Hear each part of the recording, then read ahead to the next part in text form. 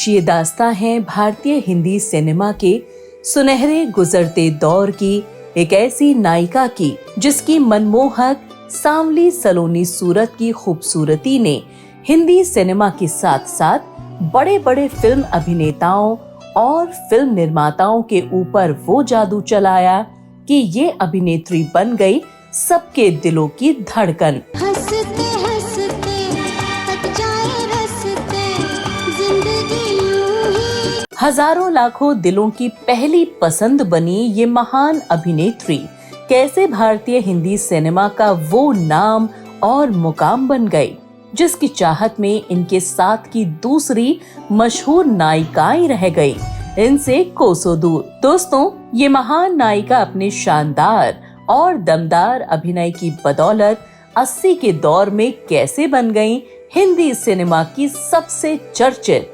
लोकप्रिय और महंगी अदाकारा। गुम है किसी के प्यार में दिल सुबह। दोस्तों, इतनी खूबसूरत और लोकप्रिय अभिनेत्री की जिंदगी में ऐसा क्या हुआ था कि इस अभिनेत्री की मां को तलाकशुदा होने के बावजूद हो गया था दो मर्दों से नाजायज प्यार, और कैसे आगे चलकर उसी नाजायज प्रेम संबंधों के चलते इस अभिनेत्री की मां को जन्म देना पड़ा था दो नाजायज संतानों को। बस बंद करो, अब मैं और बर्दाश्त नहीं कर सकती। दोस्तों, क्यों इस अभिनेत्री को अपने बचपन के दिनों से अपने माता पिता की वजह से झेलनी पड़ी वो आलोचना और अपमान की आग जिसकी लौ में जलकर खाक हो गया इस अभिनेत्री का पूरा मासूम सा बचपन। आज इस अभिनेत्री की जहां पूरी दुनिया दीवानी है, वो अभिनेत्री क्यों कभी भी नहीं बनना चाहती थी किसी भी सिल्वर स्क्रीन की अदाकारा। इन माय केस ऐसा नहीं है, मैं कभी नहीं चाहती थी कि मैं एक्ट्रेस बनूं, मुझे तो मार मार के बनाएगा। दोस्तों, इस अदाकारा की जिंदगी में ऐसा क्या हुआ था कि इस नायिका को अपने परिवार की खातिर घर गृहस्थी को चलाने के लिए रखना पड़ा था बाल अवस्था में सिनेमा की चौखट पर कदम। इन माय केस मैं बहुत छोटी थी जब मैं आई थी, तो मैं चाइल्ड आर्टिस्ट थी, 3 साल की उम्र से मैं काम कर रही हूँ। दोस्तों, और क्या आप जानते हैं कि अपने रंग रूप से काली, मोटी और भद्दी दिखने वाली ये अभिनेत्री आगे चलकर कैसे बन गई हिंदी और साउथ सिनेमा की सबसे खूबसूरत और आकर्षित हीरोइन।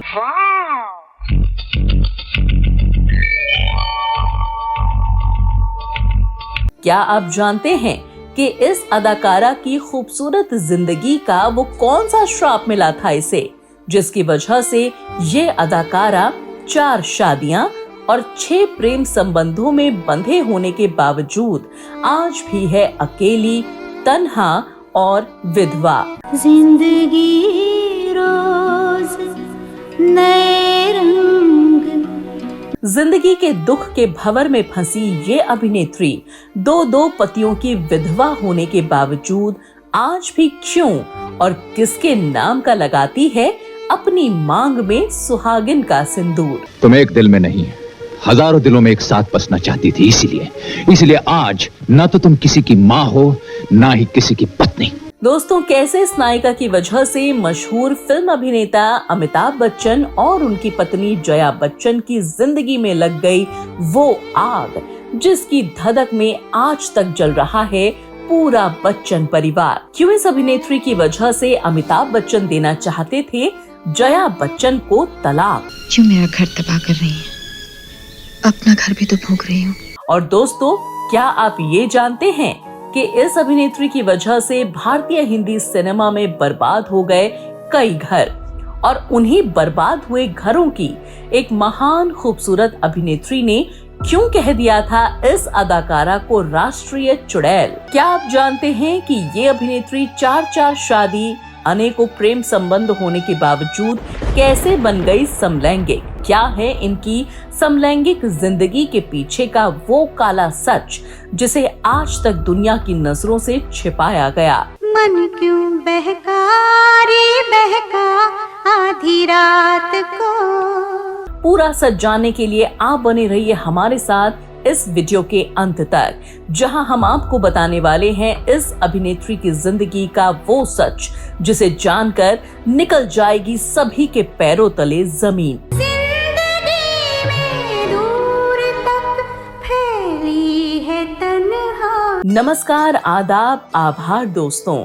आज हम अपने इस शो में बात करने जा रहे हैं एक ऐसी खूबसूरत जिंदगी की मल्लिका और अदाकारा की, जिसने अपने शानदार और यादगार अभिनय के दम पर पूरी दुनिया में वो मुकाम और ऊंचाई हासिल की जिसको आज तक बड़े ही मान सम्मान के साथ उनके चाहने वाले याद करते हैं। इस अभिनेत्री ने भारतीय हिंदी सिनेमा में अपने अभिनय और विवादों की वो छाप छोड़ी कि आज एक दौर गुजर जाने के बाद भी इस अभिनेत्री को पहचाना गया भानु रेखा गणेशन, यानी हम सबके दिलों की धड़कन खूबसूरत रेखा के नाम से।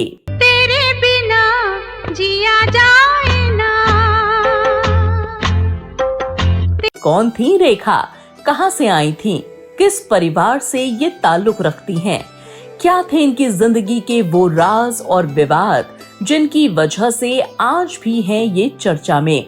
मैं आपको रेखा से जुड़े हर उस राज के बारे में बताऊंगी, लेकिन उससे पहले एक नजर डाल लेते हैं रेखा के शुरुआती जीवन और पढ़ाई लिखाई पर। आपकी आँखों में कुछ महके हुए। नमस्कार, आप सभी का स्वागत है बॉलीवुड नॉवेल के इस एपिसोड में। कान में झुमका, चाल में ठुमका, कमर पे चोटी लटके, हो गया दिल का पुर्जा। रेखा का जन्म 10 अक्टूबर साल 1954 को तमिलनाडु चेन्नई में हुआ था। रेखा का पूरा नाम भानु रेखा गणेशन है। रेखा की मां का नाम पुष्पावली और पिता का नाम जेमिनी गणेशन है। रेखा के माता पिता भी तेलुगु सिनेमा के सुपरस्टार्स थे। तो रात के मुसाफिर चंदा जरा बता दे। दोस्तों, हम रेखा के जीवन के बारे में आपको सब कुछ बताएं, उससे पहले रेखा की माँ और पिता के आपसी रिश्ते के बारे में जानना बहुत जरूरी है, क्योंकि इस रिश्ते को जाने बिना रेखा की जिंदगी को समझ पाना मुश्किल है। रेखा के परिवार की जिंदगी शुरू होती है मद्रास की शान जेमिनी स्टूडियो से। इस स्टूडियो के मालिक थे SS वासन साहब, और SS वासन साहब की उन दिनों एक मशहूर अभिनेत्री हुआ करती थी। उनका नाम था पुष्पावली। वासन जी पहले से ही शादीशुदा थे, तो वहीं पुष्पावली भी पहले से शादीशुदा थीं और 2 बच्चों की मां थी। SS वासन और पुष्पावली दोनों एक दूसरे के बेहद करीब थे। SS वासन पुष्पावली को बहुत प्यार करते थे। वो पुष्पावली को सब कुछ देना चाहते थे, लेकिन नहीं देना चाहते थे तो वो था एक पत्नी का दर्जा। और वहीं दूसरी तरफ तलाकशुदा पुष्पावली अपने इस रिश्ते को एक नाम देना चाहती थी, लेकिन उनको पत्नी का दर्जा नहीं मिल रहा था। और ये बात पुष्पावली को हर रोज अंदर ही अंदर खाई जा रही थी। इसी कश्मकश के बीच एक दिन पुष्पावली की एक फिल्म रिलीज हो रही थी, जिसका नाम मिस मालिनी था, और इसी फिल्म में एक छोटा सा रोल निभा रहे थे राम स्वामी गणेशन। राम स्वामी गणेशन और पुष्पावली की इसी फिल्म के सेट पर मुलाकात हुई। ये मुलाकातें कब प्यार में बदल गईं, ये दोनों को ही नहीं पता चला। रामास्वामी के साथ पुष्पावली अब अपने भविष्य के हसीन और खूबसूरत सपने देखने लगी थी, लेकिन इन दोनों की ये नजदीकी SS वासन को कहीं ना कहीं खटक रही थी। SS वासन उन दिनों एक हिंदी फिल्म इंसानियत बनाने का विचार कर रहे थे। इस फिल्म में दिलीप कुमार और देवानंद हीरो थे और इन दोनों की हीरोइन बनने वाली थी पुष्पावली। SS वासन को पता था कि पुष्पावली का सपना था कि वो हिंदी सिनेमा की अभिनेत्री बनकर उस पर राज करे, लेकिन पुष्पावली के सपने के बीच आ गई SS वासन की गंदी नियत, और इसी नियत के चलते SS वासन ने पुष्पावली से अपने हिंदी फिल्म इंसानियत और रामास्वामी गणेशन में से किसी एक को चुनने के लिए कहा। प्यार में पूरी तरह डूबी पुष्पावली ने फिल्म को छोड़ दिया और अपने प्यार रामास्वामी गणेशन को चुन लिया। हालांकि उन दिनों रामास्वामी गणेशन कोई बड़े एक्टर नहीं थे, जबकि पुष्पावली एक ऊंचे दर्जे की महिला एक्ट्रेस थी और पुष्पावली ने रामास्वामी के साथ जेमिनी स्टूडियो को अलविदा कह दिया। रामास्वामी ने पुष्पावली के साथ सब कुछ छोड़ा, लेकिन नहीं छोड़ा था जेमिनी स्टूडियो का नाम। लिहाजा रामास्वामी ने अपने नाम के आगे से रामास्वामी हटाकर लगा लिया जेमिनी, और इस तरह से ये बन गए जेमिनी गणेशन। और अपनी मेहनत और किस्मत से कुछ ही समय बाद जेमिनी की फिल्में शानदार प्रदर्शन करने लगीं और ये बन गए साउथ इंडस्ट्री के नए सुपरस्टार। और अब इस कामयाबी के साथ ही अब पुष्पावली सोचने लगी जेमिनी और अपनी शादी की बात। लेकिन यहाँ ये बात गौर करने की है कि जेमिनी गणेशन भी पहले से ही शादीशुदा थे और जेमिनी ने भी कामयाबी पाने के लिए पुष्पावली को पत्नी का दर्जा देने से इनकार कर दिया। ये सब कुछ जानकर पुष्पावली एक बार फिर अपना सब कुछ हार गईं। वो अंदर तक टूट गईं। गणेशन पुष्पावली को पत्नी तो मानते थे, लेकिन दुनिया के सामने पत्नी का सम्मान नहीं देते थे। पुष्पावली की किस्मत न जाने उनसे किस जन्म का बदला ले रही थी। इनकी जिंदगी में प्यार करने वाले तो थे, लेकिन पत्नी का दर्जा देने वाले नहीं। ऐसी है दुनिया हमने न जाना। अपने और गणेशन के रिश्ते में पुष्पावली ने साल 1954 की 10 अक्टूबर को एक बेटी को जन्म दिया, जिसका नाम रखा भानु रेखा गणेशन। रेखा के नाम के आगे गणेशन तो जुड़ गया, लेकिन इनको दुनिया वालों ने गणेशन की नाजायज प्रेम संबंध की नाजायज संतान माना, क्योंकि गणेशन और रेखा की मां पुष्पावली का ये रिश्ता अभी तक एक नाजायज रिश्ते की डोर से बंधा था। और इस नाजायज रिश्ते और संतान के जन्म ने उस वक्त न्यूज़पेपर और मैगजीन्स के कई पेज भर दिए थे। और इन सब के बीच पुष्पावली के जख्म और गहरे होते चले गए और इस तरह से जेमिनी और पुष्पावली की नाजायज रिश्ते की दरारें और बढ़ती चली गईं। रेखा के बाद पुष्पावली ने एक और नाजायज बेटी को जन्म दिया, जिसका नाम राधा रखा गया।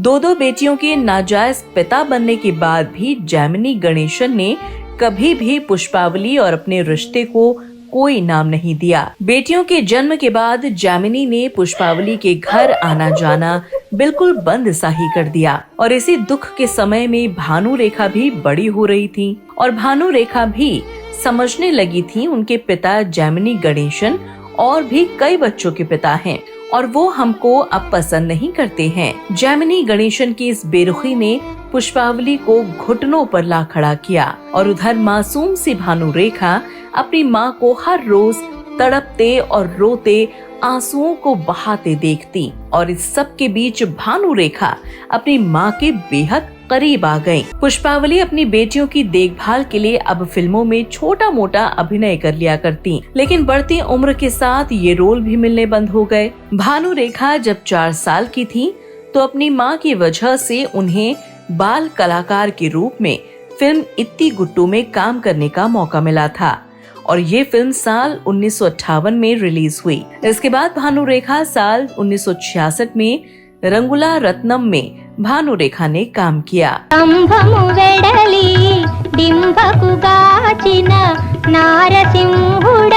गुजरते समय में पुष्पावली के लिए घर का खर्चा चलाना बड़ा मुश्किल होता जा रहा था। उनको समझ ही नहीं आ रहा था कि वो करें तो करें क्या। घर के हालात बिगड़ते गए, कर्ज भी घर में पैर पसार चुका था। छोटी सी भानु रेखा और उनकी बहन इस मुश्किल दौर में समाज और आस पड़ोस के साथ साथ स्कूल में नाजायज संतान होने के दर्द और कड़वे तानों को सुन और सहन कर रही थीं। स्कूल में बच्चे भानु रेखा को नाजायज शब्द से बुलाकर रोज दर्द देते, जिसकी वजह से भानु रेखा का स्कूल जाना भी मुश्किल हो गया था। ऐसे में मासूम सी रेखा का मन पढ़ाई में लगे तो लगे कैसे। वो हर रोज बेइज्जती का दर्द झेल रही थी और इसी दर्द को झेलते हुए भानु रेखा फेल हो गयी। भानु रेखा जहाँ कड़वे तानों से परेशान हो गई थी, तो वहीं वो अपने लिए काली, मोटी और भद्दी जैसे शब्दों को अपने लिए सुनना बड़ा ही मुश्किल हो गया था। ये शब्द भानु रेखा की जिंदगी में जहर का काम कर रहे थे और इन्हीं सब बातों से परेशान होकर एक दिन मासूम सी भानु रेखा ने अपनी माँ को चिट्ठी लिखते हुए नाबालिग उम्र में ही अपनी जिंदगी को हमेशा हमेशा के लिए खत्म करने का फैसला कर लिया। और भानु रेखा ने उस वक्त ढेरों नींद की गोलियां खा ली, लेकिन शायद किस्मत को अभी ये मंजूर नहीं था। डॉक्टर की मदद से भानु रेखा को बचा लिया गया और जब भानु रेखा होश में आई तो उनको सबसे पहले अपनी माँ का रोता हुआ चेहरा दिखा। माँ को रोते देख भानु रेखा माँ से लिपट लिपट कर जोर जोर से रोने लगी। बेटी की ऐसी हालत देख पुष्पावली भी अपने आप को रोक न पाई और खुद भी टूट गई। दुख भरे इन हालातों में माँ ने रेखा को समझाया और संभाला। उन्होंने रेखा से फिल्मों में आगे काम करने के लिए कहा, क्योंकि पुष्पावली को रेखा से ही उम्मीदें थीं कि भानु रेखा पूरे परिवार का सहारा बन सकती हैं। लिहाजा भानु रेखा की पढ़ाई छूट गई और अब पुष्पावली भानु रेखा को जगह जगह स्टूडियो में ऑडिशन दिलवाने ले जाने लगी। भानु रेखा भूखी प्यासी धूप छांव में खड़े होकर ऑडिशंस देती तो कभी इंतजार करती, और इतना सब होने पर भी भानु रेखा को फिल्म निर्माताओं की बेरुखी का सामना करना पड़ता था। सुख के दिन चले गए तो क्या दुख के दिन न जाएंगे। सब जानते थे कि भानु रेखा जैमिनी गणेशन की नाजायज बेटी है, और ऐसे में जब जैमिनी गणेशन को ही अपनी बेटी की फिक्र या रिश्ता उन्होंने नहीं माना, तो ऐसे में फिल्म निर्माता भी भानु रेखा को ये सोचकर काम नहीं देते थे कि कहीं भानु रेखा को हमने काम दे दिया तो कहीं जैमिनी गणेशन हमसे नाराज न हो जाए, क्योंकि जैमिनी गणेशन उन दिनों एक प्रभावशाली और बड़ा नाम और सुपरस्टार थे। और इस सब के चलते भानु रेखा को छोटे छोटे रोल करने के लिए मिलने लगे, लेकिन उनको कोई भी अपनी फिल्म की हीरोइन बनाने को तैयार नहीं था, क्योंकि सबकी नजर में रेखा का रंग रूप काफी भद्दा था। वो मोटी काली दिखने वाली लड़की थी। इधर भानु रेखा का भी मनोबल टूटने लगा तो उधर उनकी माँ पुष्पावली को यही लगने लगा कि भानु रेखा उनके सपनों को साकार नहीं कर पाएंगी। इन सब तकलीफों के बीच साल 1969 को भानु रेखा की एक फिल्म ऑपरेशन जैकपॉट नली CID 999 रिलीज हुई। ಹ್ಯಾಂಡ್ಸ್ ಅಪ್, ಇವನ್ನ ಡೆನ್ನೆ ಕರ್ಕೊಂಡು ಹೋಗಿ। I thank you very very much। हालांकि इन फिल्मों में काम करने से भानु रेखा को कोई कामयाबी तो नहीं मिल रही थी, लेकिन घर चलाने के लिए राहत मिल रही थी। इसके बाद भानु रेखा ने जिंदगी में उम्मीद की किरण बनकर आए फिल्म निर्माता कुलजीत सिंह पाल, जिनकी फिल्म अनजाना सफर में भानु रेखा पहली बार बतौर एक हीरोइन के तौर पर नजर आने वाली थी। लेकिन ये एक हिंदी फिल्म थी और भानु रेखा तो हिंदी भाषा का एक शब्द तक नहीं जानती थी, लेकिन अपनी कड़ी मेहनत के साथ भानु रेखा ने हिंदी का अभ्यास किया और फिल्म के लिए अपना कदम आगे बढ़ा दिया। कुलजीत रेखा की फिल्मों के प्रति लगन को देखकर काफी प्रभावित हुए और उन्होंने उसी दिन भानु रेखा से 5 साल के कॉन्ट्रैक्ट पर हस्ताक्षर करा लिए और रेखा को इस तरह अपनी पहली हिंदी फिल्म मिल गई और साथ ही इस फिल्म के लिए मिले 25,000 रुपए। और रेखा को इस तरह अपनी पहली हिंदी फिल्म मिली और साथ ही इस फिल्म के लिए मिले 25,000 रुपए। भानु रेखा की आने वाली फिल्मों में हर बार 25,000 रुपए और जुड़ते चले गए। बेटी के इस कदम और सफलता से माँ पुष्पावली बेहद खुश थीं, क्योंकि जो पैसे रेखा को मिलने वाले थे उससे उनके जीवन की सारी परेशानी खत्म हो रही थी।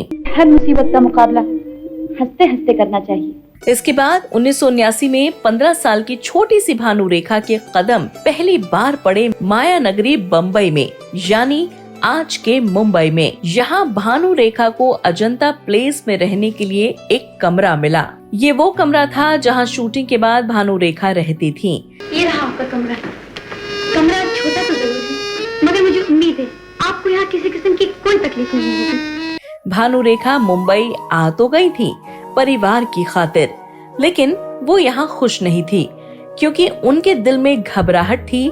नया शहर, अनजानी भाषा, न पसंद का खाना, कुछ भी उनके मन का नहीं था। लेकिन भानु रेखा मन को मारते हुए दिन रात काम करती, एक स्टूडियो से दूसरे स्टूडियो भागती, वो बस अब एक कठपुतली की तरह काम कर रही थी, क्योंकि उनके ऊपर परिवार की जिम्मेदारी थी। कुछ समय बाद रेखा की पहली फिल्म अनजाना सफर का मुहूर्त हुआ, लेकिन किसी वजह से इस फिल्म का नाम बदलकर दो शिकारी रख दिया गया।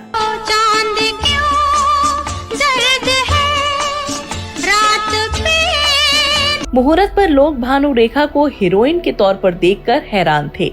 आलोचकों ने फिल्म निर्माता कुलजीत को कहा कि तुमको फिल्म के लिए यही नाजायज और काली मोटी लड़की ही पसंद आई। लेकिन शायद उस वक्त ये बात किसी को भी नहीं पता थी कि आने वाले समय में ये लड़की कितना बड़ा इतिहास रचने वाली थी। इसके बाद भानु को कुछ और हिंदी फिल्म मेहमान, हसीनों का देवता, सावन भादो मिल गई। इसके बाद भानु रेखा की पहली फिल्म की शूटिंग शुरू हुई, लेकिन इस फिल्म के सेट पर भानु रेखा के साथ जो हुआ वो शायद नहीं होना चाहिए था। इस फिल्म के हीरो विश्वजीत फिल्म के एक सीन में भानु रेखा को अचानक से किस करने लगते हैं। बताया जाता है कि इस तरह के किसी भी सीन के बारे में भानु रेखा को कुछ भी नहीं बताया गया था। इस सीन के दौरान ही भानु रेखा की आंखों से आंसुओं की धारा निकल गई। वो अपने आप को ठगा हुआ महसूस करने लगी। उनके मन में बहुत सारे सवाल खड़े हो रहे थे। वो फिल्म के हीरो और फिल्म निर्माता के खिलाफ जाना चाहती थी, लेकिन वो ऐसा नहीं कर पाई, क्योंकि उनको पता था कि अगर उन्होंने ऐसा किया तो उनको फिल्मों से बाहर कर दिया जाएगा और उनकी माँ के सपने पल भर में मिट्टी में मिल जाएंगे। मुझे कब जाना होगा? That's a brave girl. इस हादसे के बाद भानु रेखा ने अपने आप को मजबूत किया और अब उन्होंने अपने तरीके से जिंदगी को जीने का फैसला किया, जिसकी शुरुआत भानु रेखा ने अपने नाजायज पिता जेमिनी गणेशन का नाम अपने नाम से हटाकर सिर्फ रेखा रख कर किया। तो तुम भी सुन लो कि आज मैं बहुत खुश हूँ। रेखा अपनी मजबूत सोच के साथ आगे बढ़ रही थी, लेकिन उनके माँ बाप के अतीत ने उनका कभी भी कहीं भी पीछा नहीं छोड़ा। रेखा की जब पहली फिल्म दो शिकारी रिलीज होने से पहले सेंसर बोर्ड के पास पहुंची, तो ये फिल्म पास नहीं हो पाई, क्योंकि उस वक्त रेखा नाबालिग थी और फिल्म में कुछ सीन आपत्तिजनक थे। लिहाजा इस फिल्म को रोक दिया गया और इसके बाद ये फिल्म लगभग 10 साल बाद 1979 में रिलीज हुई थी। क्या मैं मिस्टर रंजीत से मिल सकती हूँ? कहिए क्या बात? ओह, तो आप ही मिस्टर रंजीत हैं? जी नहीं, मेरा नाम सतीश है, मैं इस लॉज में काम करता हूँ। लेकिन इसी बीच रेखा कई और फिल्मों की शूटिंग शुरू कर चुकी थी और उन्हीं में से एक फिल्म थी सावन भादो। कान में झुमका, चाल में ठुमका, कमर पे चोटी लटके, हो गया दिल का पुर्जा। इस फिल्म में रेखा के साथ थे उस दौर के बेहद खूबसूरत हीरो नवीन निश्चल। नवीन निश्चल उन दिनों एक बड़ा नाम थे। नवीन निश्चल ने जब पहली बार रेखा को देखा तो वो फिल्म के निर्माता मोहन बाबू से काफी नाराज हुए थे। वो रेखा के रंग रूप को काफी अपमानजनक दृष्टि से देख रहे थे। वो रेखा की वजह से फिल्म छोड़ने को राजी हो गए, लेकिन उनको काफी समझा बुझाकर मना लिया गया।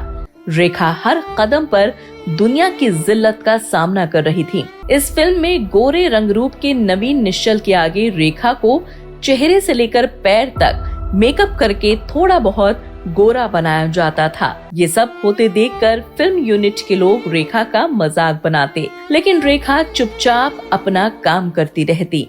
वो अक्सर काम खत्म करके अपने घर आकर रोती रहती और इन सवालों के जवाब ढूंढने में लग जाती। सावन भादो फिल्म की शूटिंग पूरी हुई और इस फिल्म का प्रीमियर रखा गया। यहाँ आए सभी लोगों ने नवीन निश्चल की तारीफ कर दी, लेकिन बेचारी रेखा को यहाँ भी आलोचनाओं और तिरस्कार का सामना करना पड़ा। और यहीं पर मशहूर फिल्म अभिनेता शशि कपूर भी आए थे, जिन्होंने रेखा को पहली बार देखा था और उनके मुंह से निकला कि ये काली मोटी फूहड़ लड़की कैसे इंडस्ट्री में टिक पाएगी। रेखा ने जब ये बात सुनी तो वो कुछ नहीं बोली, लेकिन शशि कपूर की पत्नी ने रेखा की आंखें पढ़ ली और शशि से कहा कि शशि जी, आप देखना, ये लड़की आने वाले समय में कई साल तक सिनेमा पर राज करेगी। और ये बात किसको मालूम थी कि यही लड़की हिंदुस्तान में एक खूबसूरती स्टाइल की एक नई इबादत लिख देगी। झूठ बोलोगे तो मेरा मन मुझे बता देगा। फिल्म सावन भादो रिलीज हुई और ये फिल्म उस समय की एक बड़ी हिट फिल्म बनी। इस फिल्म ने कामयाबी के साथ सिल्वर जुबली मनाई और रेखा इसी फिल्म के साथ रातों रात एक स्टार बन गयी। मेरा घबराए, तेरी आंखों में नींद। इस फिल्म की कामयाबी के बाद तो रेखा के आगे एक के बाद एक फिल्मों की लाइन लगती चली गई और एक समय ऐसा हो गया था कि रेखा तकरीबन 25 फिल्मों में एक साथ काम कर रही थीं। वो हर रोज 2 शिफ्टों में काम करने लगी। रेखा अपनी कामयाबी की तरफ दौड़ रही थीं। रेखा की अब हर साल दर्जन भर फिल्में रिलीज होती और रेखा ऊंचाई के 7वें आसमान पर थीं। साल 1972 में रेखा ने एक फिल्म एक बेचारा की थी जिसमें इनके हीरो जितेंद्र थे। जितेंद्र उन दिनों लड़कियों के पसंदीदा एक्टर हुआ करते थे। जितेंद्र के साथ काम करते करते कब जितेंद्र रेखा की पसंद बन गए पता ही नहीं चला। जितेंद्र रेखा को बड़े सम्मान के साथ इज्जत दिया करते थे और ये सब चीज रेखा के दिल में घर कर गई। रेखा जितेंद्र में अपना भविष्य देखने लगी। तेरी मेरी शादी सीधी सादी, पंडित ना शहनाई रे। इन सब लेकिन शायद रेखा के नसीब में खुशी थी ही नहीं, क्योंकि जिस जितेंद्र को रेखा अपना बनाने की सोच रही थी वो जितेंद्र पहले से अपनी एक महिला मित्र शोभा, जो आगे चलकर इनकी धर्म पत्नी बनी, उनको प्यार करते थे। जितेंद्र शोभा को नहीं छोड़ सकते थे, लिहाजा अब जितेंद्र और रेखा में झगड़े होने लगे। ये तुम भी अच्छी तरह समझ लो। तो फिर आज से हम दोनों के रास्ते अलग अलग। बिल्कुल अलग अलग। इसके बाद इन दोनों के बीच हालात ये हो गए कि ये फिल्म तो एक साथ कर रहे थे, लेकिन बातचीत पूरी तरह से बंद हो गई थी। रेखा जो पहले से ही जिंदगी में बहुत कुछ झेल चुकी थी, वो पहली बार दिल के टूटने के दर्द को भी झेल रही थी। पहली बार रेखा का दिल टूटा था। दर्द से गुजर रही रेखा को अभी ये एहसास भी नहीं था कि किस्मत उनको अभी ऐसे ही न जाने कितने मोड़ों पर लाकर खड़ा कर देगी। तो मैं सच कहती हूँ, मैं जिंदा नहीं रहूंगी राम, मैं मर जाऊंगी। रेखा की निजी जिंदगी में दर्द था, लेकिन फिल्मी सफर का काम वैसा ही चल रहा था। रेखा की झोली में फिल्में गिर रही थीं और रेखा उस दौर के सभी बड़े स्टार और सुपरस्टार्स जैसे राजेंद्र कुमार, सुनील दत्त, विनोद खन्ना, धर्मेंद्र और राजेश खन्ना की हीरोइन बनकर फिल्मी पर्दे पर नजर आ रही थीं। नदिया से दरिया, दरिया से सागर। रेखा के पास अभी सब कुछ था, अपना खुद का नाम था, शोहरत थी, लेकिन अगर नहीं था तो वो था एक हमसफर और एक प्यार करने वाला।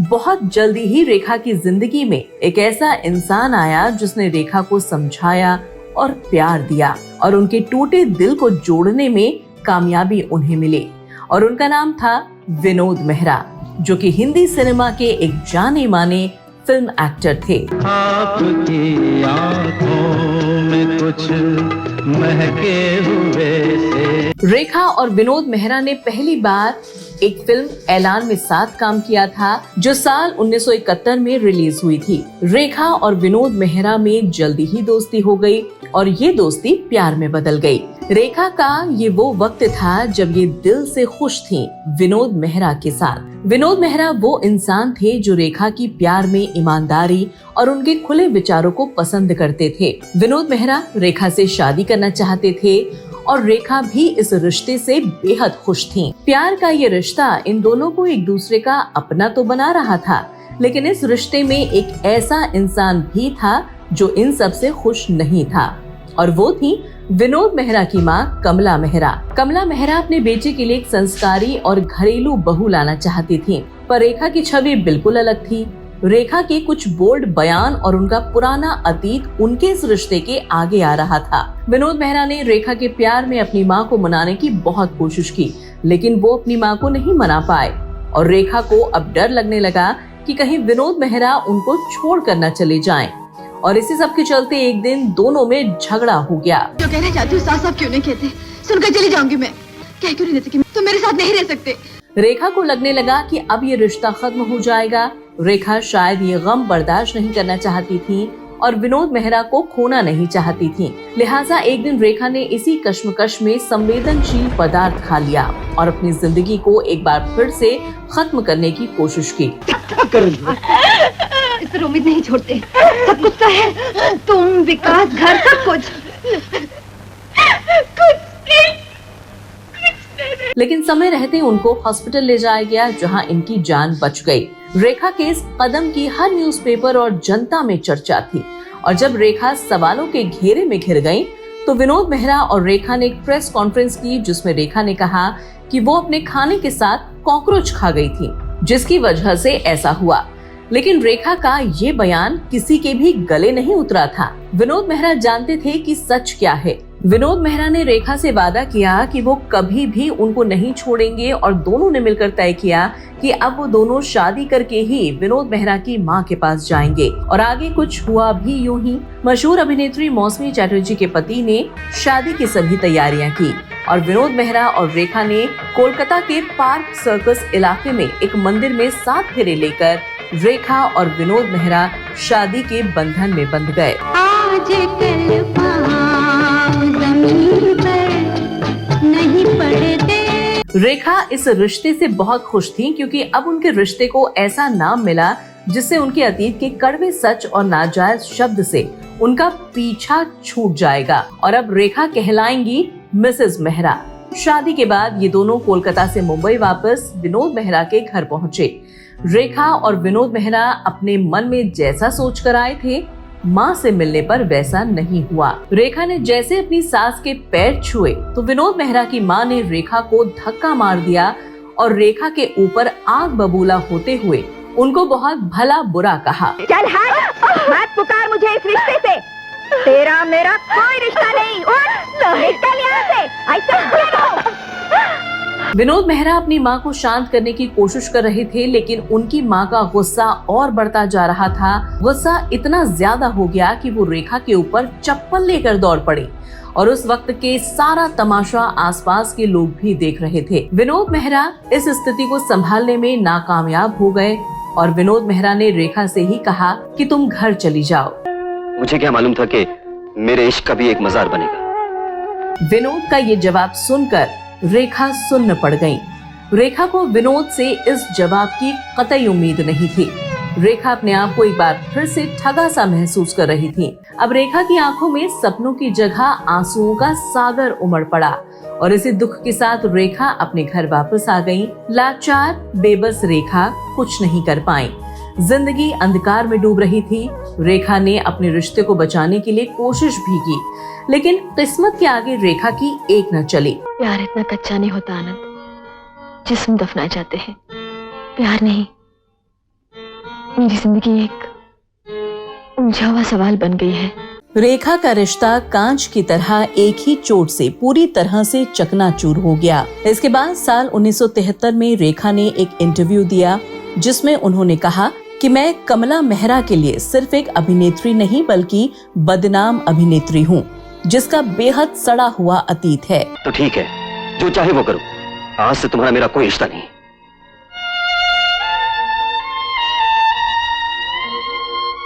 इसके बाद रेखा फिर से फिल्मों में लगातार काम करने लगी और अब रेखा वो अभिनेत्री बन गई जिनकी फिल्मों से ज्यादा उनके रोमांस और बोल्ड बयानों के चर्चे होते थे।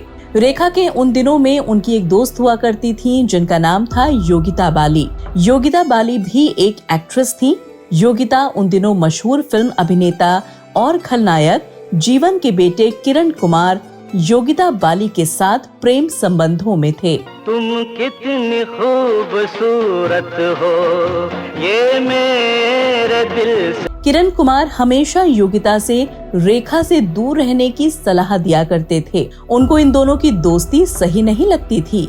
आगे चलकर जिंदगी में कुछ ऐसा हुआ कि जिसकी कल्पना शायद समझ से परे थी।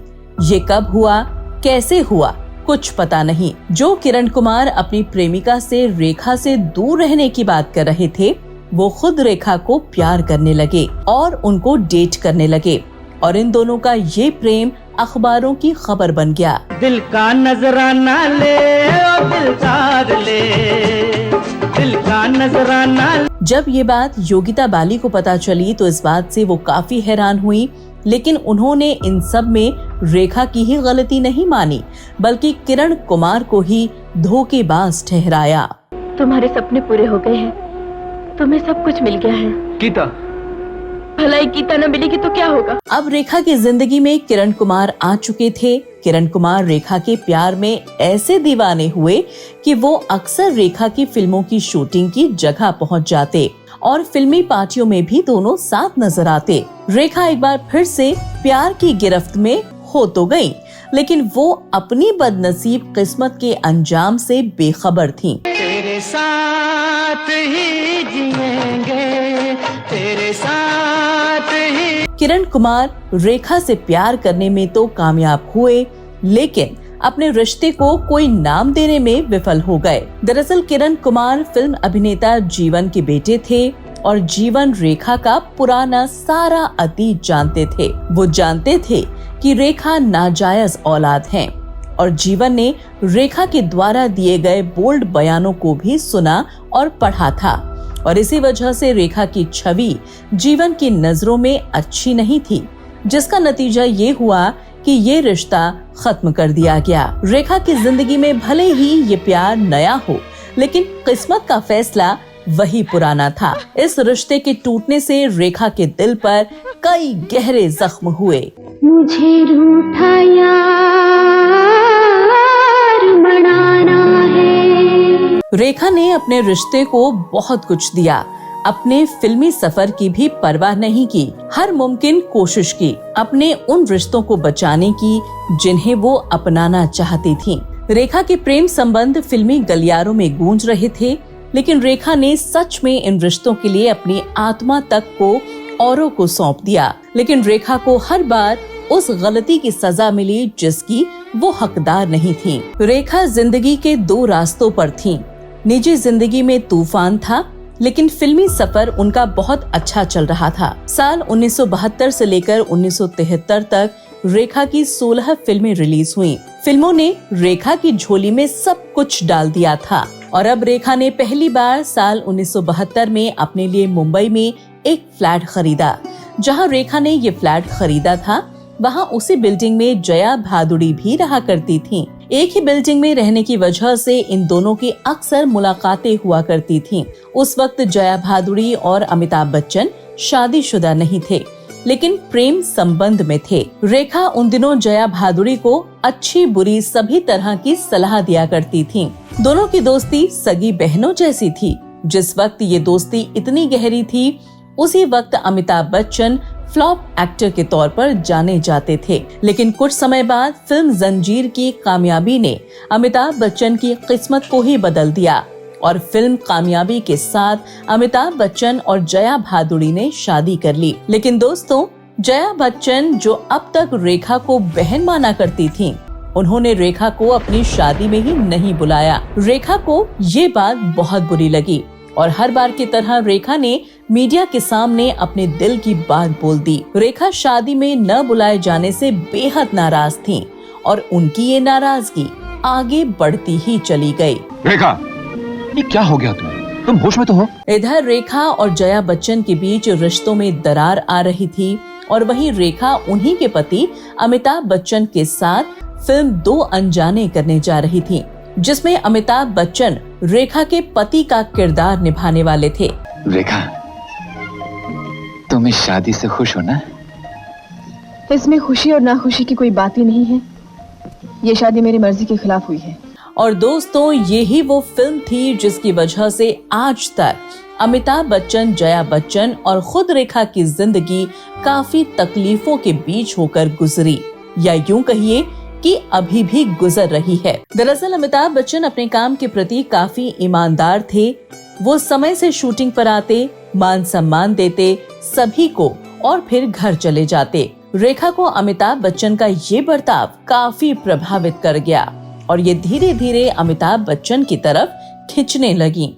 और जब फिल्म दो अनजाने रिलीज हुई तो पहली बार रेखा की तारीफ सभी ने की। जो इनके आलोचक थे वो भी इनके प्रशंसक बन गए। मेरी तारीफ हुई, मेरा नाम हुआ, मेरी फोटो पेपरों में छपी, इसलिए तुम जल गए।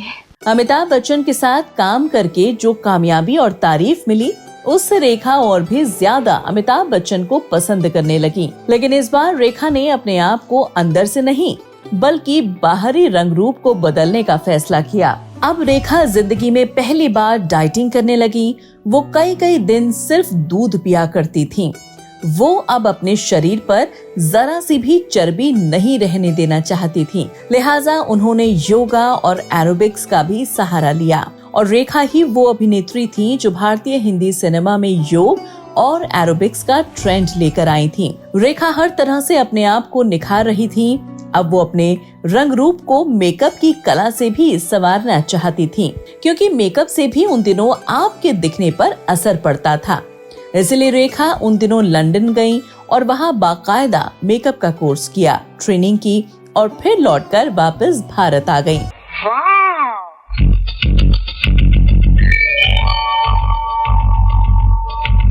और भारत आते ही रेखा ने मशहूर फिल्म अभिनेत्री मीना कुमारी के मेकअप मैन राम दादा को अपना मेकअप करने के लिए रखा और राम दादा अपने अंतिम समय तक रेखा के ही साथ रहे। अब रेखा बिल्कुल बदल गई थी।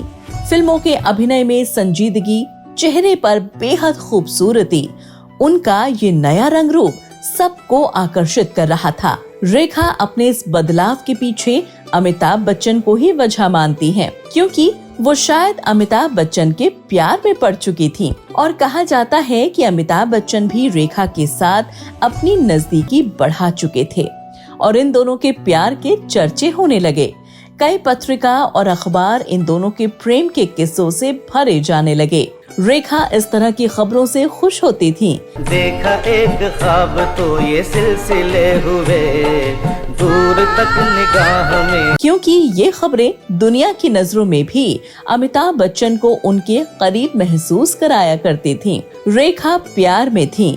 रेखा और अमिताभ बच्चन ने उन दिनों खून पसीना, आलाप, ईमान धर्म जैसी फिल्मों में एक साथ काम कर रहे थे। रेखा अब असल जिंदगी के साथ साथ फिल्मों में भी अमिताभ बच्चन से प्यार कर रही थी। रेखा और अमिताभ बच्चन एक दूसरे को कितनी मोहब्बत करते थे, इस बात का अंदाजा आप इसी से लगा सकते हैं कि एक बार रेखा और अमिताभ बच्चन जयपुर में अपनी फिल्म गंगा की सौगंध की शूटिंग कर रहे थे। रेखा और अमिताभ को देखने के लिए लोगों का हुजूम था और उसी भीड़ में एक शख्स ऐसा भी था जो रेखा को देखकर भद्दे भद्दे शब्दों का इस्तेमाल कर रहा था। बेहद शांत रहने वाले अमिताभ बच्चन ने जब ये सुना तो अमिताभ बच्चन ने अपना आपा खो दिया और अमिताभ बच्चन ने उस इंसान की ऐसी पिटाई कर दी कि लोग देखते रह गए और अमिताभ बच्चन के इस काम ने मीडिया में भी हलचल मचा दी और सभी ये जानना चाहते थे कि जो काम वहाँ की सिक्योरिटी और पुलिस का था वो खुद अमिताभ बच्चन ने क्यों किया। मत धन्नो, आज मैं इसे सबक सिखाकर ही छोड़ूंगा। इसके बाद साल 1977 में रेखा की लगभग 11 फिल्में हिंदी सिनेमा में आईं और उन्हीं में से एक फिल्म थी फरिश्ता या कातिल। इस फिल्म में रेखा के हीरो थे शशि कपूर। जी हाँ, वही शशि कपूर जिन्होंने कभी रेखा को देखकर कहा था कि ये मोटी, काली और फूहड़ लड़की कहां से आ गई फिल्मों में हीरोइन बनने। अब वही शशि कपूर रेखा के अभिनय और खूबसूरती की तारीफ करने लगे और रेखा अब शशि कपूर की पसंदीदा एक्ट्रेस बन गयी। हट जाओ मुझे जाने दो, हट जाओ मुझे जाने दो। रेखा के पास अभी भी फिल्मों की एक लंबी लाइन थी, लेकिन इसी दौरान रेखा की एक फिल्म आई थी घर, जो उस वक्त की एक सुपर डुपर हिट फिल्म थी। इस फिल्म में रेखा ने काम किया था कभी न होने वाले पति और प्रेमी विनोद मेहरा के साथ। विनोद मेहरा की वजह से रेखा को बहुत दुख मिले थे। उसके बावजूद फिल्मी पर्दे पर रेखा ने विनोद मेहरा के साथ ऐसा अभिनय किया कि सब देखते ही रह गए। जब फिल्म की कामयाबी के बाद रेखा से फिल्म के बारे में पूछा गया तो रेखा ने सबको जवाब देते हुए कहा कि जब मैं ये फिल्म कर रही थी, फिल्म में रोमांस कर रही थी, तो मैं उस वक्त विनोद मेहरा को विनोद मेहरा नहीं बल्कि वो समझ कर रही थी। और कहा जाता है कि रेखा अमिताभ बच्चन को ही वो कहकर तवज्जो दिया करती थी। इधर रेखा अपने बयान देती रही, लेकिन उधर अमिताभ बच्चन ने कभी भी कोई भी प्रतिक्रिया नहीं दी।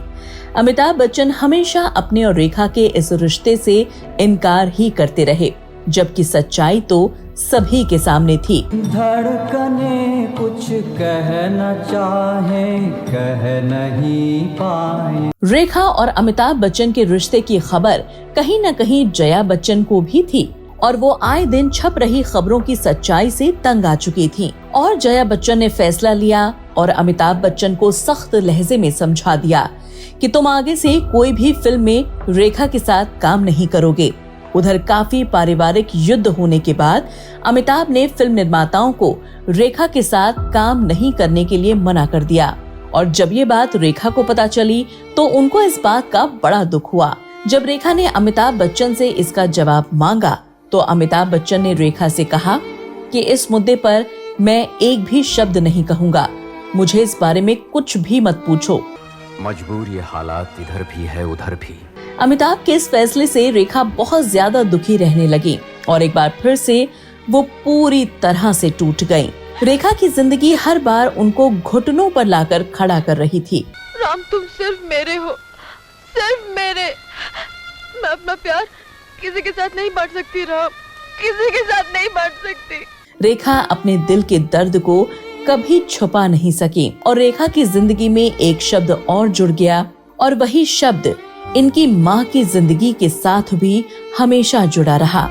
आज वही इनकी जिंदगी के साथ भी ये शब्द जुड़ गया था और वो शब्द था दूसरी औरत। रेखा की जिंदगी में एक तूफान चल रहा था।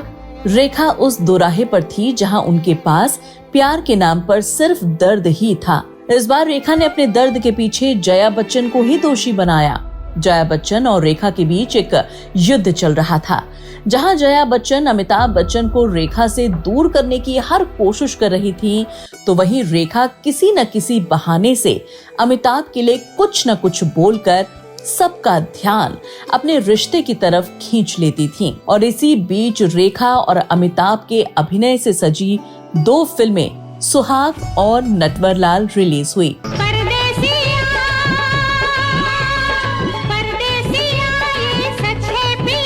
इस फिल्म में रेखा खुलकर अमिताभ से अपने प्यार का इजहार करते दिखी। फिल्म की कामयाबी और इन दोनों की जोड़ी को लोगों ने खूब पसंद किया और वहीं जया बच्चन इन सब से बेहद दुखी हो गई। इसके बाद साल आया 1980 और इसी साल की 22 जनवरी को मशहूर अभिनेत्री नीतू सिंह और अभिनेता ऋषि कपूर की शादी हुई थी। इस शादी में रेखा का नया अवतार था जिसे देखकर लोग चौंक गए थे और इनके इस अवतार को वहां कैमरों ने कैद करने में जरा भी देरी नहीं लगाई। रेखा ने इस शादी में अपने माथे पर लगा रखी थी बड़ी लाल सी बिंदी और अपनी मांग में लगा लिया था लाल सुर्ख सिंदूर। और ये सब देखकर वहां मौजूद लोगों के बीच कानाफूसी शुरू हो गई। सबको लगा कि रेखा ने शादी कर ली है क्या? रेखा का पति कौन है? ये सवाल हर जगह हो रहा था। दूल्हा दुल्हन को बधाई देने के बाद जब रेखा ने अमिताभ बच्चन को पास ही अकेले खड़ा देखा तो वो उनके पास चली गयी। उस वक्त अमिताभ के हाथ में चोट भी लगी थी। ये सब देखकर रेखा अमिताभ बच्चन से उनके हालचाल पूछने लगी। इन दोनों को यूं देखकर सब हैरान थे और वहीं कुछ दूर खड़ी जया बच्चन ये सब देख रही थी और जया ये सब देखकर ज्यादा देर तक अपने दर्द और आंसुओं को रोक नहीं पाई। इन सब के बाद जब रेखा से उनके इस अवतार के बारे में पूछा गया तो रेखा ने बताया कि वो फिल्म की शूटिंग कर रही थी और शूटिंग के बाद सीधे इसी लिबास में शादी पर चली आई। लेकिन रेखा की इस बात पर किसी ने भी विश्वास नहीं किया क्योंकि सब जानते थे कि रेखा अमिताभ बच्चन से प्यार करती थी और वो उनके नाम का ही सिंदूर अपनी मांग में लगाती थी। और इन्हीं दोनों के बीच रेखा की एक फिल्म खूबसूरत भी रिलीज हुई और इस फिल्म के लिए रेखा को मिला बेस्ट एक्ट्रेस का फिल्म फेयर अवार्ड और वहीं इनकी दूसरी फिल्म उमराव जान के लिए इनको राष्ट्रीय फिल्म पुरस्कार से नवाजा गया। लेकिन दोस्तों, इस नेशनल अवार्ड को उस समय के राष्ट्रपति नीलम संजीव रेड्डी ने रेखा को दिया। साथ ही राष्ट्रपति ने भी रेखा से उस वक्त उनकी मांग के सिंदूर के बारे में पूछ लिया तो रेखा ने राष्ट्रपति को जवाब दिया कि सर, मैं जहां से आई हूं वहां सिंदूर लगाना एक श्रृंगार का हिस्सा है। हर जगह रेखा और अमिताभ के ही चर्चे थे और इन सभी बातों और सवालों से बच्चन परिवार में एक भूचाल आ गया था और पहली बार बच्चन परिवार में एक शब्द गूंज उठा, तलाक तलाक तलाक। मैं आपके साथ रहना चाहती हूँ।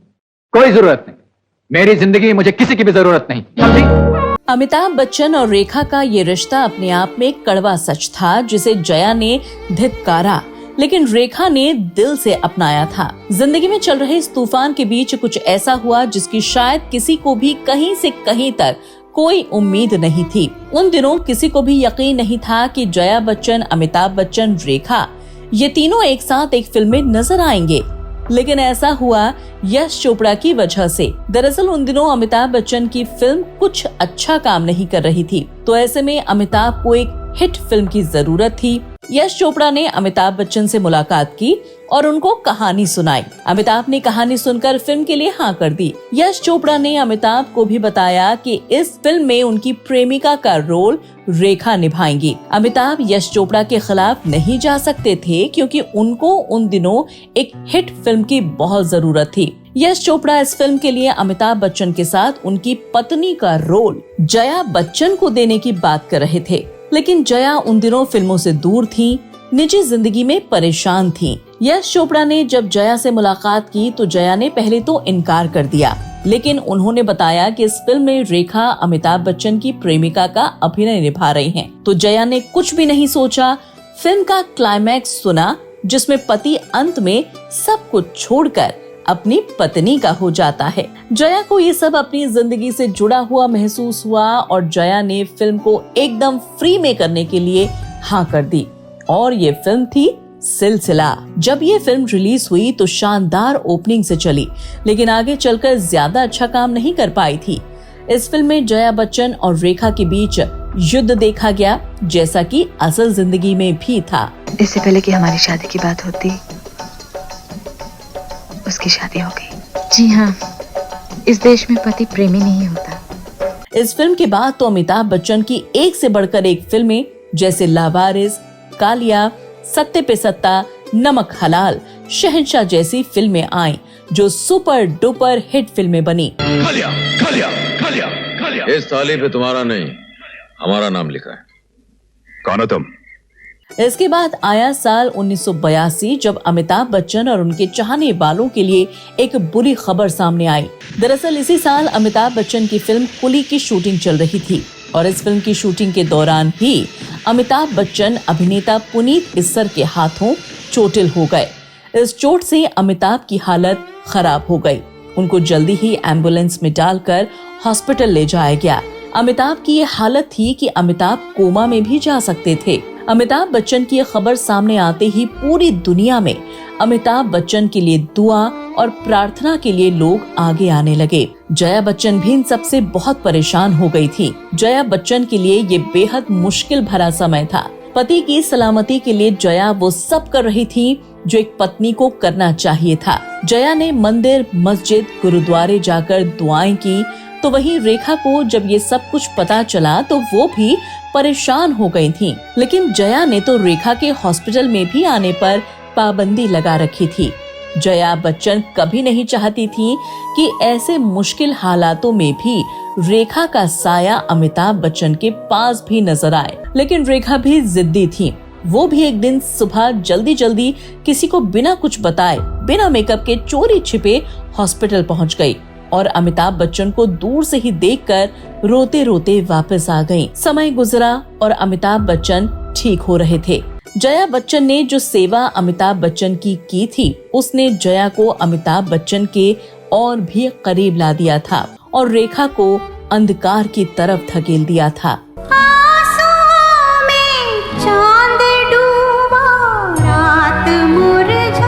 निजी जिंदगी में रेखा टूट रही थी, लेकिन फिल्मी पर्दे पर मजबूत हो रही थी। रेखा की फिल्में आती गई और रेखा हर किरदार को निभाकर लोगों को चकाचौंध कर रही थी। रेखा ने जब एक फिल्म की उत्सव, जिसकी पूरे हिंदुस्तान में खूब चर्चा हुई, इस फिल्म में रेखा ने बेहद बोल्ड किरदार निभाया था, जो शायद उस वक्त तक किसी और अभिनेत्री ने नहीं किया था। मन क्यों बहका रे बहका आधी रात को। पर रेखा तो रेखा थी। कुछ नया करने की चाह रखती थीं, चाहे उसके लिए उनको कोई भी आलोचना झेलनी पड़े। 80 का दशक रेखा के करियर का शानदार दशक रहा और इस बीच रेखा का नाम हमेशा की तरह किसी न किसी अपने को एक्टर जैसे शैलेंद्र सिंह, कमल हसन, राज बब्बर, धर्मेंद्र, प्रोड्यूसर राजीव कुमार, संजय दत्त का नाम भी इसमें शामिल रहा। संजय दत्त के नाम को लेकर तो यहाँ तक बात उठी थी कि रेखा और संजय दत्त ने चोरी छिपे शादी तक कर ली है। हालांकि ये बात जब उठी थी तब रेखा संजय दत्त के करीब थी। जब संजय दत्त और रेखा की शादी की बात ने तूल पकड़ा तो संजय दत्त को प्रेस कॉन्फ्रेंस करनी पड़ी और शादी वाली बात को झूठा कहा। इसके बाद भी रेखा का अपने साथियों के साथ नाम जुड़ता गया और रेखा को हमेशा लाइमलाइट में रहना पड़ा। इसके बाद रेखा की एक फिल्म आई, बीवी हो तो ऐसी। इस फिल्म में पहली बार रेखा एक एक्शन हीरोइन के तौर पर नजर आई। रेखा को इस तरह से फिल्मों में एक्शन करते देख लोगों ने रेखा को एक नया नाम दे दिया, लेडी अमिताभ। और इस नाम के होने से रेखा को कहीं न कहीं अंदरूनी सुकून जरूर मिला था।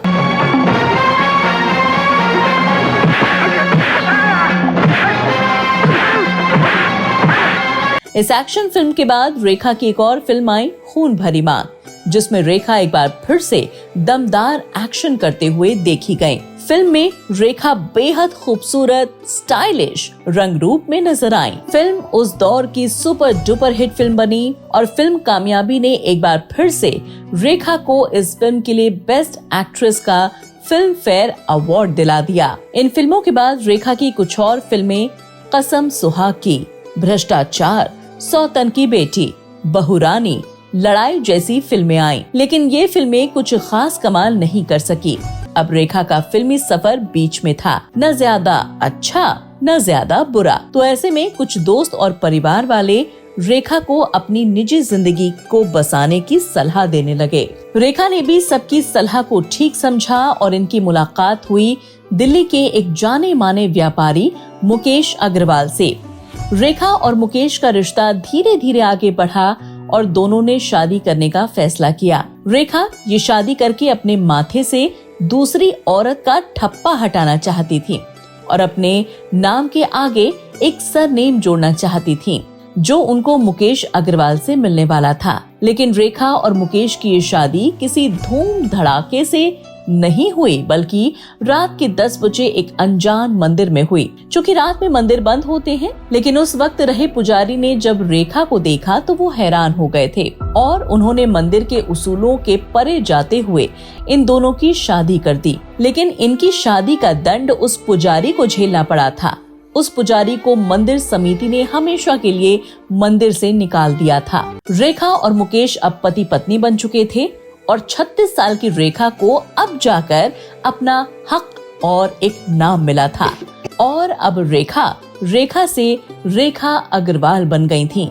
शादी के बाद रेखा की जिंदगी में सब कुछ ठीक था, लेकिन धीरे धीरे मुकेश अग्रवाल रेखा से खफा रहने लगे। वो इतने परेशान थे कि मुकेश अब डिप्रेशन में जाने लगे और अब अपनी जिंदगी को खत्म करने का विचार तक करने लगे। लेकिन वो ऐसा क्यों कर रहे थे, इसके पीछे की वजह किसी को नहीं पता थी। दोनों के बीच झगड़े भी बढ़ रहे थे। हालात यहाँ तक पहुँच गए कि बात तलाक तक जा पहुँची। लेकिन ये रिश्ता कानूनी कार्रवाई से खत्म होता उससे पहले ही मुकेश अग्रवाल ने रेखा के ही एक दुपट्टे से खुद की जीवन लीला को ही समाप्त कर लिया। तुम्हारी जुदाई उससे बर्दाश्त नहीं हुई नीता, उसने आत्महत्या कर दी। जिस वक्त ये घटना घटी थी, रेखा न्यूयॉर्क में थी। मुकेश के निधन के पीछे उनके चाहने वालों ने रेखा को ही जिम्मेदार ठहराया। मुकेश की मौत ने परिवार को झकझोर दिया था। मुकेश की मां ने रेखा को डायन कह दिया था और बहुत ही भला बुरा कहा। लोग भी रेखा को ही इसका जिम्मेदार मान रहे थे और उस वक्त रेखा की जो फिल्म रिलीज हुई थी, लोगों ने उस फिल्म के पोस्टर पर कालिख पोत दी थी। रेखा को हर तरफ से सिर्फ और सिर्फ नफरत मिल रही थी। किसी ने इनको राष्ट्रीय चुड़ैल कहा तो किसी ने इनको शादीशुदा लोगों का घर तोड़ने वाली औरत कहा और जो फैंस रेखा को प्यार करते थे वो अब उनसे नफरत करने लगे और लोग उनको डायन कहकर बुलाने लगे। इसके बाद लोगों को लगने लगा था कि अब रेखा का फिल्मी सफर खत्म हो जाएगा, क्योंकि इसके बाद रेखा को कोई भी बड़ी फिल्म नहीं मिल रही थी। हिंदी सिनेमा में रेखा को एकदम अलग सा कर दिया था। रेखा ने बहुत कोशिश की थी अपनी सफाई देने की, लेकिन किसी ने भी रेखा की बात नहीं सुनी। इसके बाद तो धीरे धीरे इस रिश्ते की वो परत भी खुलने लगी जिसका शायद किसी को भी अंदाजा नहीं था। मुकेश अग्रवाल के घर वालों और दोस्तों ने तो मुकेश अग्रवाल की मौत के पीछे रेखा की सेक्रेटरी फरजाना को जिम्मेदार ठहराया था। परिवार वाले कुछ ऐसा कह रहे थे जिससे सबकी नींदें उड़ गईं। सबको पता था कि रेखा की सेक्रेटरी फरजाना उनके साथ साई की तरह रहती है। फरजाना से मिले बिना कोई रेखा तक पहुंच नहीं सकता था। परिवार वालों ने कहा था कि मुकेश रेखा के पति थे, लेकिन उनको भी रेखा के पास जाने के लिए फरजाना की इजाजत लेनी पड़ती थी और इस तरह के चाल चलन की वजह से रेखा और फरजाना के रिश्ते पर भी सवाल उठ रहे थे। कहा जाता है कि मुकेश अग्रवाल को रेखा और फरजाना के समलैंगिक रिश्तों के बारे में पता चल गया था, जिसकी जानकारी उन्होंने अपने घर वालों को भी दी थी और इसी वजह से मुकेश अग्रवाल ने अपनी जिंदगी को खत्म करने का फैसला कर लिया था। हाँ आनंद, इस वक्त मैं उन्हीं के प्यार के काबिल हूँ। रेखा को अब सभी जगह बाइसेक्सुअल माना जाने लगा। रेखा और फरजाना के इस रिश्ते को लोग अलग अलग दिशा दे रहे थे और इसी बीच रेखा ने बीच में आकर सफाई भी दी। रेखा ने कहा कि ये सब जो कहा जा रहा है वो सब एक बीमार सोच की उपज है और कुछ नहीं। रेखा के पति ने अपनी मौत के बाद रेखा को अपनी जायदाद में कुछ भी नहीं दिया था। रेखा की जिंदगी उलझ गई थी।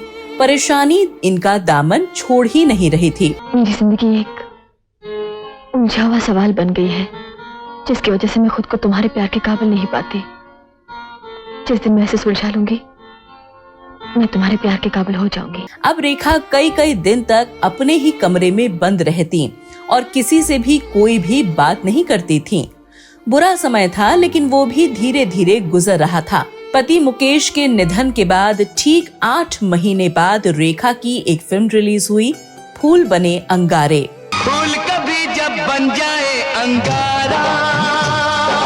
इस फिल्म में रेखा फिर से एक्शन हीरो के रूप में थी और दर्शकों ने रेखा को खूब पसंद किया और फिल्म हो गई सुपरहिट और रेखा एक बार फिर से हिंदी सिनेमा में छा गईं। रेखा अपनी कामयाबी के बारे में इंटरव्यू तो देती थी, लेकिन वो कोई भी पर्सनल सवाल पूछने के लिए पहले ही मना कर देती थी और इन्हीं सब के बाद रेखा को अपनी पर्सनल लाइफ में एक और झटका लगा। उनकी मां पुष्पावली लंबी बीमारी के चलते हमेशा हमेशा के लिए इस दुनिया को छोड़कर चली गईं। रेखा की जिंदगी में सबसे ज्यादा महत्व उनकी मां ही रखती थी, लेकिन अब वो जा चुकी थी और रेखा ने अपनी मां की याद में ही अपने बंगले का नाम पुष्पावली रखा था। मां तुम तो चली गई, मुझे जीते जी मार डाला। अब रेखा अपनी मां और पति दोनों के बाद बिल्कुल अकेली पड़ गई थी। धीरे धीरे रेखा ने अपने आप को चकाचौंध से बिल्कुल अलग कर लिया था। रेखा की जिंदगी में हर तरफ अंधेरा ही अंधेरा था।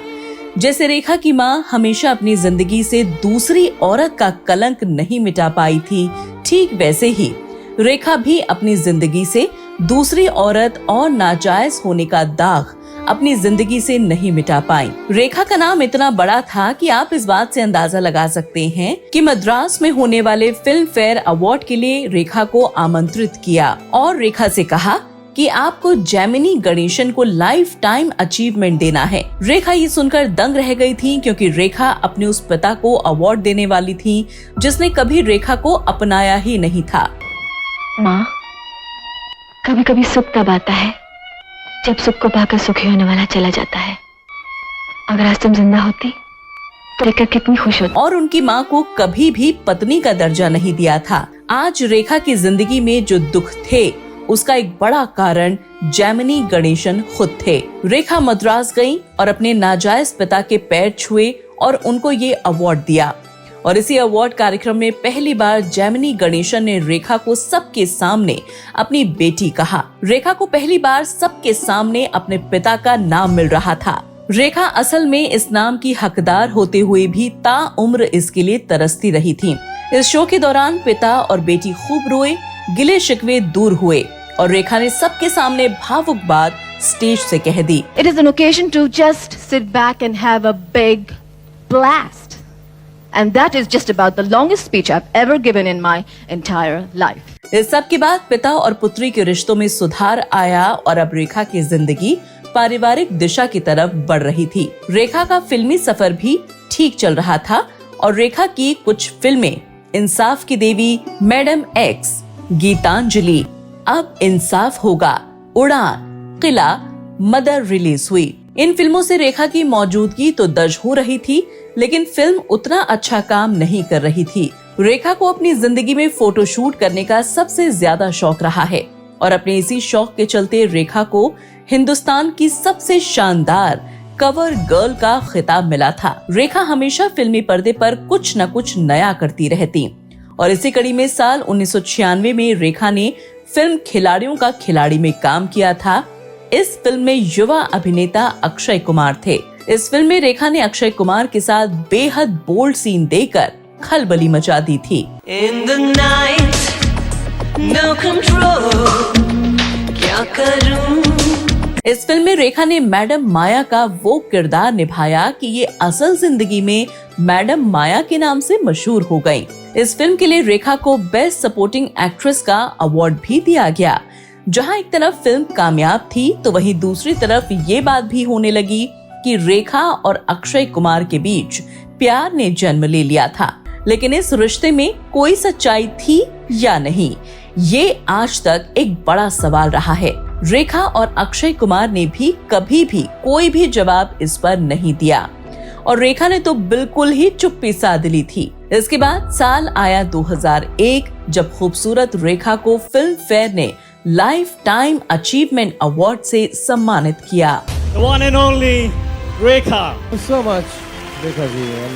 Thank you Filmfare for this great award. इसके बाद रेखा की कुछ और फिल्में जैसे लज्जा, भूत, क्रिश, सुपर नानी जैसी फिल्में सिनेमा घरों में पहुंची और इन फिल्मों में रेखा कभी हीरोइन तो कभी हीरो की मां का रोल करते हुए देखी गयी। इसके बाद जब साल 2012 आया तो अभिनेत्री रेखा ने अब राजनीति में जाने के लिए कदम बढ़ाया। कांग्रेस पार्टी ने रेखा को राज्यसभा सदस्य के रूप में मनोनीत किया था। I, Rekha Ganeshan, having been nominated a member of the Council of States. लेकिन रेखा राज्यसभा में अपनी मौजूदगी ज्यादा नहीं दे पाई। रेखा अपनी जिंदगी में बहुत कुछ सीख चुकी थी। रेखा ने कुछ समय बाद अभिनेत्री सिमी ग्रेवाल के शो में एक इंटरव्यू दिया। इस इंटरव्यू में रेखा ने अपनी और विनोद मेहरा की शादी को अफवाह बता दिया। You married Vinod Mehra. Excuse me. When you were in 1973. Excuse me. Marriage was there? No. You didn't marry him? No. तो वहीं अपनी और अमिताभ बच्चन की मोहब्बत को सिर्फ फैन की मोहब्बत का नाम दे दिया। रेखा ने कहा कि दुनिया का काम तो सिर्फ बोलना होता है, वो हमेशा आपको बदनाम ही करती है। तो वहीं जब उनके शो में अमिताभ बच्चन आए तो उनसे भी यही सवाल पूछा गया। तो अमिताभ बच्चन ने भी रेखा और अपने प्रेम को सिर्फ मीडिया की उपज बताया और इस तरह से ये दोनों ही अपने उस प्रेम को नकार रहे थे जो आज तक इनकी जिंदगी में देखा जाता है। रेखा हमेशा यही कहती रही कि मैं सिर्फ और सिर्फ भानु रेखा हूँ और हमेशा भानु रेखा ही रहूंगी। मेरी जिंदगी में हमेशा अकेलापन था और रहेगा। रेखा अपनी जिंदगी में एक खुली किताब रही हैं, लेकिन इसी खुली किताब के कुछ पन्ने गहरी खामोशी, दर्द, लाचारी, बेबसी को अपने अंदर समाये हुए हैं, जिसमें रेखा हमेशा के लिए कैद है और शायद आगे भी रहेंगी। रेखा आज 70 साल की हो चली हैं और वो आज भी इस उम्र में बेहद खूबसूरत नजर आती हैं। रेखा कहने को तो एक विधवा हैं, लेकिन वो आज भी अपनी मांग में सिंदूर लगाती हैं, जिसकी वजह से ये हमेशा कटघरे में आ जाती हैं। अब ये सिंदूर रेखा अमिताभ बच्चन के नाम का लगाती हैं या अपनी सेक्रेटरी फरजाना के नाम का। रेखा आज भी युवा अभिनेत्रियों के साथ नजर आती हैं और उनकी खूबसूरती किसी से भी कम नहीं है। आज भी भारतीय हिंदी सिनेमा में लोग उसी रेखा की खूबसूरती का राज जानना चाहते हैं, जिसको कभी मोटी, काली, भद्दी कहा जाता था। रेखा दिलकश आवाज की मलिका है और खूबसूरती की मिसाल। रेखा की जिंदगी पल पल आगे गुजर रही है, लेकिन रेखा की माया को कोई नहीं समझ पाया। रेखा वो नाम है जिसके लिए जितना बताया जाए या लिखा जाए उतना ही कम लगता है। दोस्तों, आपको क्या लगता है कि रेखा की जिंदगी में जो हुआ क्या वो सही था? रेखा की जिंदगी का सबसे बड़ा दोषी कौन था? रेखा ने कौन सी ऐसी गलती की थी जिसकी वजह से रेखा आज भी अकेले और तन्हा है? आप क्या सोचते हैं दोस्तों रेखा को लेकर? हमें कमेंट करके जरूर बताइएगा। आज मेरे प्यार की जीत हो जाने दो, आज मेरे प्यार। रेखा ने अपनी जिंदगी में बहुत कुछ ऐसा झेला था जो शायद बेवजह था। रेखा की जिंदगी अपनी मंजिल की तरफ है। रेखा आज भी अपनी सेक्रेटरी फरजाना के साथ रहती हैं। फरजाना भी उनका साया बनी हुई है। अब लोग इनके रिश्ते को किस नजर से देख रहे हैं, इस बात का रेखा को कोई फर्क नहीं पड़ता और वो फरजाना के साथ फिलहाल खुश हैं। मुझे जाने दो यहाँ से, जाने दो कि सांस ले सकूं। अब इस घुटन में जिया नहीं जाता। दोस्तों, ये तो हमारा आज का शो रेखा के ऊपर था, जिसमें हमने रेखा की पूरी जिंदगी, सुख दुख और विवादों पर नजर डाली और सभी को रूबरू कराया है। हमने रेखा की जिंदगी के ऊपर जमी धूल को उड़ाने की कोशिश की है। आज भले ही रेखा फिल्मों का हिस्सा नहीं है, लेकिन दुनिया कभी भी इस महान और खूबसूरत अभिनेत्री को भुला नहीं पाएगी। रेखा हमेशा लोगों के दिलों में जिंदा रहेंगी। उनकी खूबसूरती की हमेशा मिसाल दी जाएगी। दोस्तों, रेखा के ऊपर बने इस शो को आप ज्यादा से ज्यादा लोगों के साथ शेयर करें, ताकि आने वाली पीढ़ी भी इस महान अभिनेत्री के बारे में सब कुछ जान पाए। दोस्तों, आपको ये शो कैसा लगा हमें कमेंट करके जरूर बताइएगा, और वीडियो पसंद आए तो इसको लाइक, शेयर और सब्सक्राइब करना बिल्कुल न भूलें। हम सभी रेखा के उत्तम स्वास्थ्य और खुशी की कामना करते हैं। और दोस्तों, बॉलीवुड नॉवेल की पूरी टीम आपके प्रेम और लगाव का सम्मान करती है। बहुत जल्दी इसी मान सम्मान को बनाए रखते हुए हम किसी और अभिनेता और अभिनेत्री की जिंदगी को लेकर फिर हाजिर होंगे। तब तक के लिए आप अपना और अपने परिवार का ख्याल रखें, सुरक्षित रहें। धन्यवाद।